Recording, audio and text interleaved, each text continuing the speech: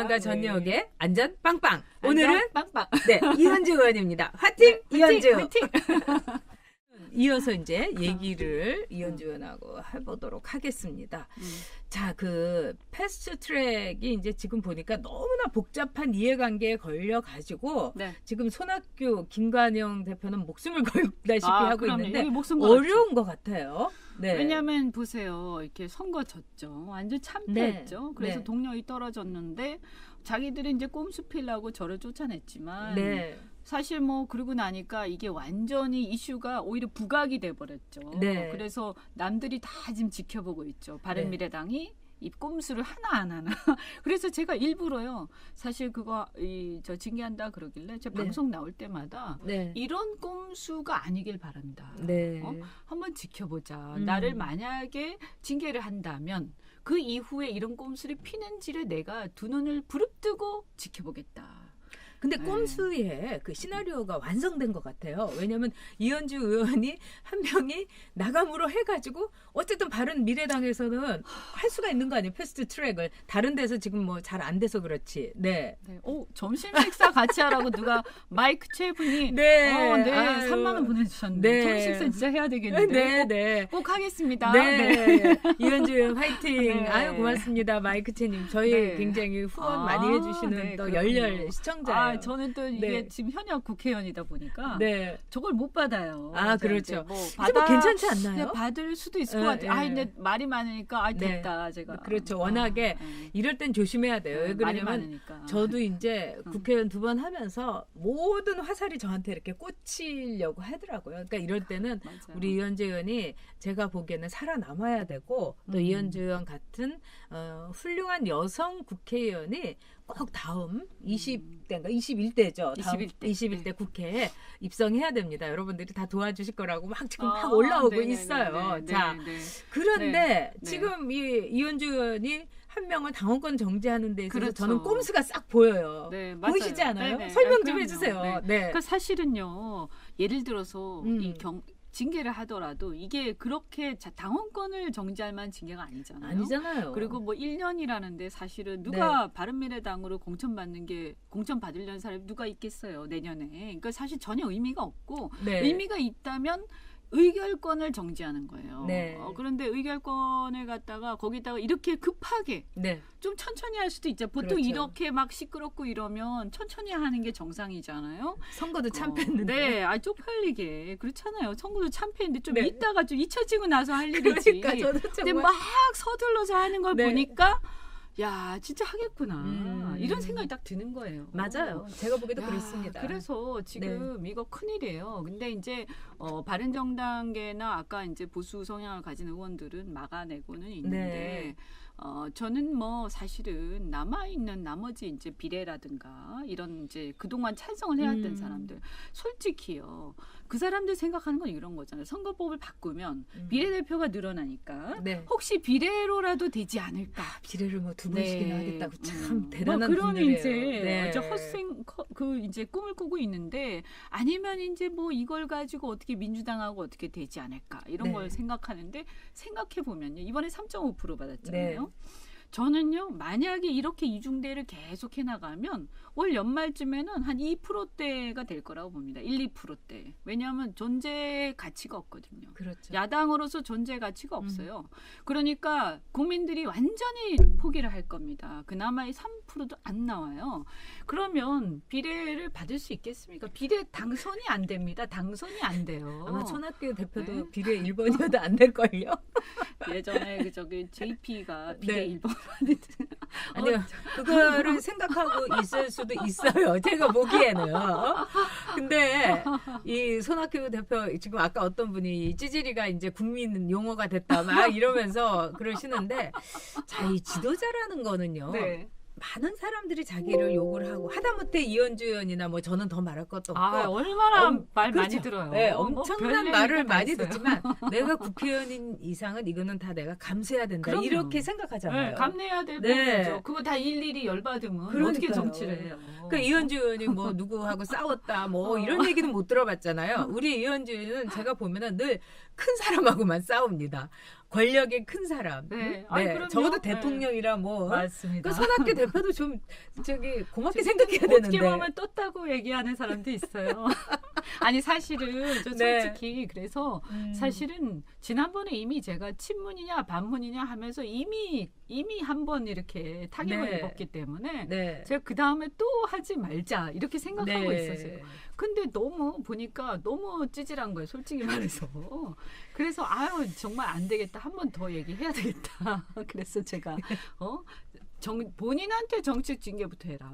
그렇죠. 그리고 왜냐하면 제가 손학규를 꼭 공격하기 위해서가 아니라요. 저는 뭐 사실 개인적인 이런 거 아니죠. 그 말을 통해서 저는 이 창원에서 단일화가 돼야 된다. 그리고 바른미래당한테 좀 미안하지만 사표를 만들지 말라는 메시지를 제가 던지고 싶었던 거죠. 워낙 아주 뭐 정확한 메시지인 거죠. 자, 많은 분들이 오늘 꼴통령 문재인님 커피도 하시라고 후원해 주셨고요. 또 SSK님이 식사비 보탠다고 이현주 의원님 파이팅. 꼭 정말. 근데 저희는 저렇게 비싼 식사 안 먹는데 그렇죠? 네, 만다님께서도 안영환님까지 같이 보태가지고 세 명이서 먹어야 되겠네요. 그렇게 하겠습니다. 안영환 의원이 참 이렇게 같이 오고 싶어 했는데 이 강의가 있고 또 이제 제가 이현주 의원을 전에부터 계속 모시고 싶었어요. 자, 이제 우리 좀 속에 있는 얘기를 좀 하고 싶은데 민주당으로 이제 일단 들어갔잖아요. 그러니까 그런 점에서 또 많은 분들이 이제 답은 좀 하셨지만은 아니 왜 민주당에 들어가서 그다음에 이 당 저 당 막 이렇게 계속 가느냐. 이게 이제 공격용으로 합니다만 한번 화끈하게 얘기 좀 해주세요. 제가 민주당이 지금 같은 상황이었으면 안 들어갔죠. 이제 두 가지가 있는데요. 첫째는 이제 민주당이 이제 민주당에 대해서 좀 잘 아시는 분들은 느낌이 오실 거예요. 지금의 민주당이요. 과거의 DJ 민주당하고 완전히 다릅니다. 한번 생각해 보세요. 과거 DJ 민주당에 있던 분들 지금 다 어디 계세요? 다 나와 계시죠. 다 사실은 나왔다고 하지만 쫓겨난 겁니다. 그렇죠. 좀 이따 이제 친모들도 다 쫓겨날 거예요. 친모도 쫓겨나고 아마 제가 볼 때 친문 중심으로 재편될 텐데 저기는 그 핵심 세력이 아니면 공존할 수가 없어요. 그래서 우리 자조를 하면서 우리 육두품이다 이렇게 얘기를 했거든요. 그런데다가 더 심각한 건 뭐냐면 그나마 이 노선이라도 좀 비슷하면 있을 텐데 제가 처음에는 저는 사실 솔직히 아마 요즘 젊은 사람들 다 비슷할 텐데 제가 과거에 운동을 한 세대가 아니잖아요. 그러니까 이 열심히 공부하고 일한 세대죠. 그렇죠. 우리는 취직이 그냥 되는 게 아니었기 때문에 그래서 정말 치열하게 물론 우리 후배들은 더 했지만 그런데 우리가 그러니까 이 운동권의 실체를 잘 몰랐어요. 저는 그래서 그냥 막연하게 옛날에 민주화 운동했던 사람들인가 그래서 우리 그냥 알려진 대로 그래서 군사 정권에서 그 사람들을 탄압하기 위해서 이렇게 주사파니 무슨 공산주의자니 이런 거를 덮어 씌운 거고 실제로 이 사람들은 좀 그렇긴 했어도 좀 과격하긴 했어도 민주화 세력인가 자유주의자인가 이렇게 생각을 했어요. 그러니까 제가 정치권에 너무 문외한이었죠. 왜냐하면 저는 사실 계속 기업에 있었기 때문에 정치 관심이 없었거든요. 갖고 있었던 거예요. 정치에 대한 관심이 상식. 없었죠. 그래서 어쨌든 제가 박정희 대통령이나 이런 분들을 인정은 하지만 분명히 그 부분에 대해서 좀 비판적으로 또 생각을 하고 있었고 그런데다가 당시에 이제 MB 정부였죠. MB 정부 제가 입당을 할 때 MB를 찍었어요. 저는 사실 솔직히 말씀드리면 왜냐하면 노무현 대통령이 너무 경제라든가 여러 가지 면에서 실망을 많이 끼쳤기 때문에 그래서 MB를 찍었는데 MB를 보니까 MB가 제가 기업에 있을 때 보니까 말로만 비즈니스 프렌들리라고 하고 사실 관치를 너무 심하게 하고 그리고 이제 굉장히 이분도 좀 권위주의적인 그런 게 강했어요. 또 여러 가지 또 젊은 사람들이 좀 싫어하는 죄송한 얘기입니다만 그런 요소가 또 많이 있었죠. 아니 뭐 저는 자유롭습니다 지금.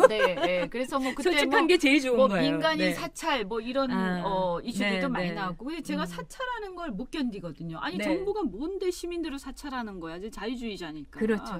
그래서 이제 사실은 그 당시에 젊은 사람들이 대다수가 그랬듯이 저도 민주당을 그냥 그런 세력이라고 생각하고 처음에는 지지를 안 하다가 민주당을 지지를 했고요.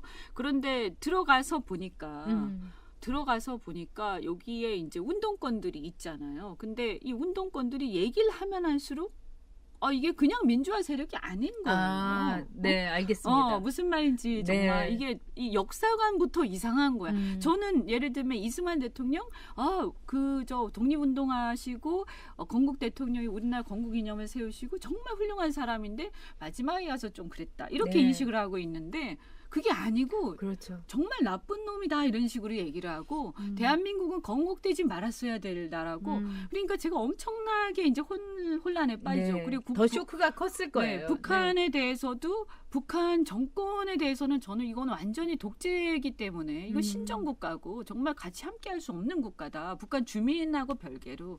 그랬는데 북한 인권 문제를 제가 막 제기할 때마다 저한테 그 얘기 하지 말라고 하는 거예요. 그럴 거예요. 네. 그래서 제가 내부에서 논쟁을 많이 했죠. 사실은 이제 밖에다가는 내가 왜냐하면 확신이 없으니까.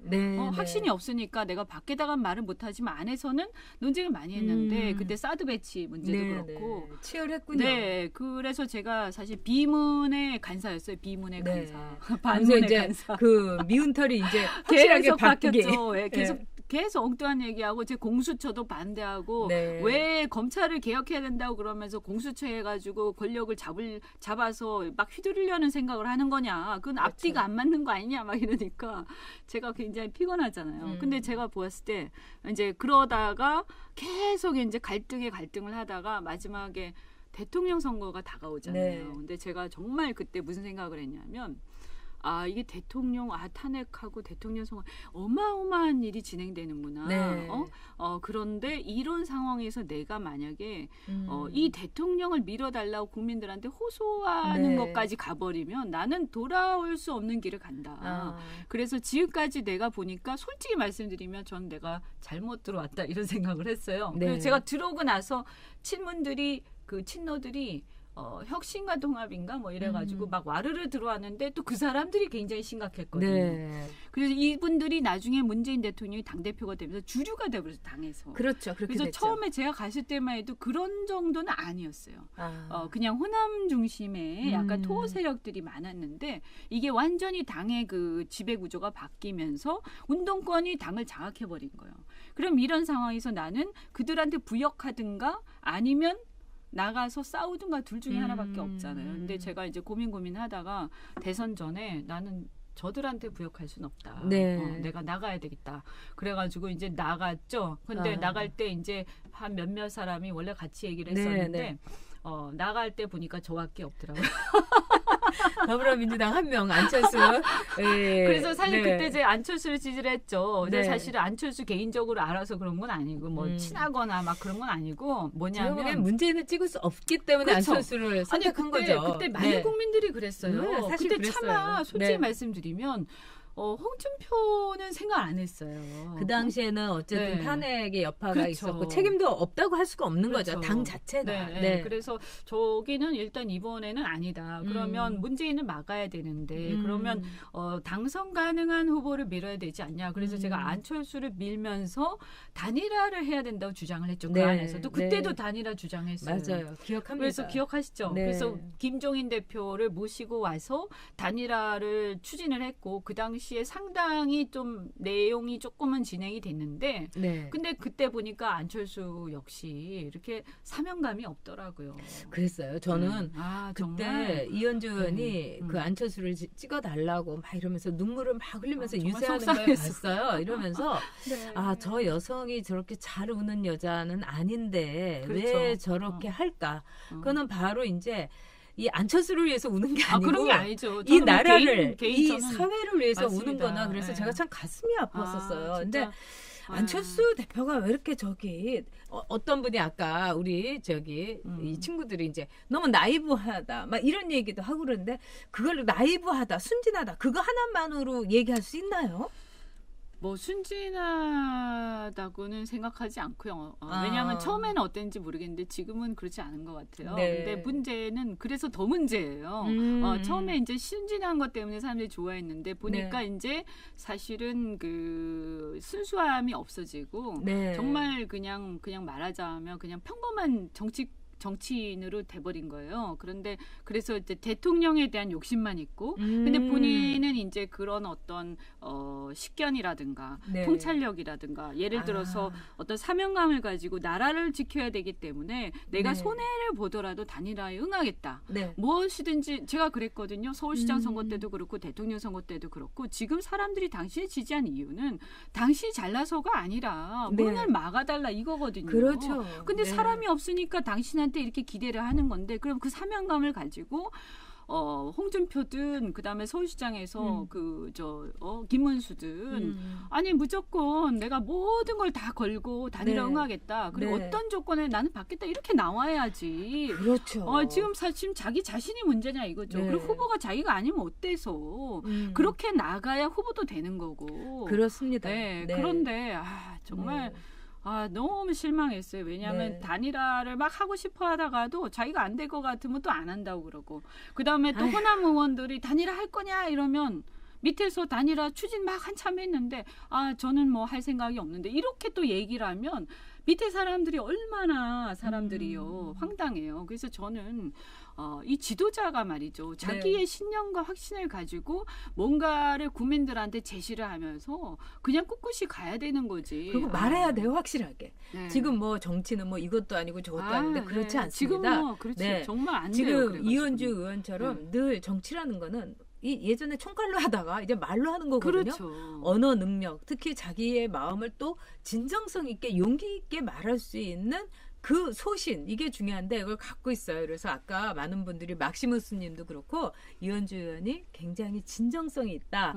그거는 아마 이현주 의원이 고생은 많이 했지만 지금 아마 좀 위로가 많이 됐을 거예요. 아이, 감사합니다. 또 이문아 네. 님이 우리 또 열렬한 성원 주시는 분인데 올만에 들어왔는데 네. 너무 좋아하는 두 분이 함께 계시네요. 그다음에 TV 손혜원 비리 추적단이라고 손현님이라고 손혜원 의원의 동생, 이분이 이제 지금 유튜브를 해요. 그래서 저희 방송에서도 네. 출연했는데 언제 한번 그렇군요. 초청하세요. 너무 재밌고 네네네. 말씀을 그럴게요. 아주 아니 그때 팩트 있게 뭔가 하세요. 막 그때 뭐였죠? 네. 김태호 수사관 막 네. 구속한다 어쩐다 막 네, 하는 네, 바람에 네. 그때 이분이 아마 우리 방에 연락이 왔는데 네. 우리 방에서 내가 일정이 안 되니까 그냥 이렇게 카트를 한 모양이더라고요. 네, 네. 그래가지고 언제 한번 제가 좀 죄송하다고 생각하고 예, 예. 있어요. 언제 한번 네. 만나시면은 굉장히 재밌는.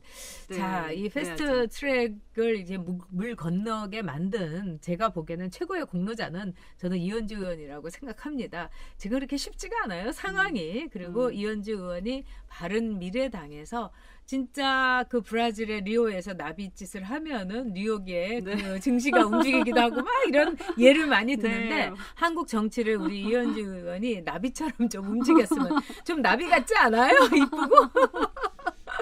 제가 막 떠들어가지고 맞아요. 이게 좀 이슈가 된 건 맞죠. 그럼요. 이제 뭐 정치는 쉽게는 그거예요. 못할 거예요. 네. 쉽게는. 정치는 바로 그런 거예요. 그렇게 이슈를 만드는 거. 왜냐하면 사람들이 관심을 갖게 만들고 내가 저거를 어떻게 생각해야 되겠구나. 이렇게 하는 하나의 이 트리거를 네. 계기를 주는 거죠.